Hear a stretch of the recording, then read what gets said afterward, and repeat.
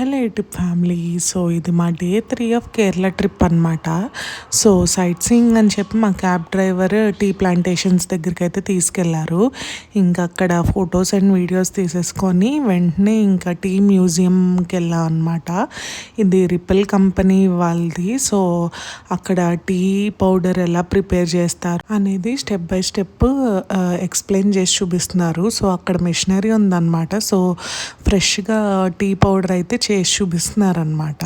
So ఇంకా antique pieces కూడా చాలా ఉన్నాయి. టెలిఫోన్, టైప్ రైటర్, క్యాలిక్యులేటర్ అని, పాతకాలంలో వాడిన కాయిన్స్ అండ్ ఆల్సో టైల్స్ ఏం వాడేవాళ్ళు, ఇంకా register, book and pen, paper weight, ఇంకా వాళ్ళు వాడిన టీ ప్రిపేర్ చేయడానికి వాడిన మెషినరీ అన్నీ డిస్ప్లే పెట్టారనమాట. సో డాక్యుమెంటరీ కూడా చూపిస్తున్నారు.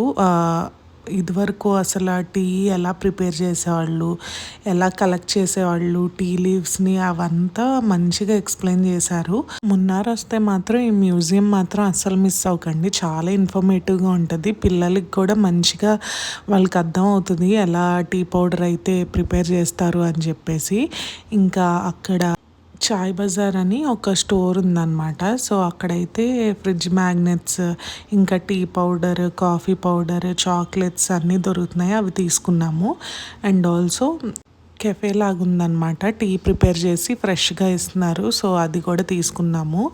సో మా బుడ్డదైతే మేమేం తీసుకోవాలో కాకుండా పక్కన వాళ్ళకి కూడా ఏం తీసుకోవాలో అదే డిసైడ్ చేసేసి వాళ్ళ బాస్కెట్లో వేసేస్తుంది అనమాట. ఇది తీసుకోండి అని చెప్పి.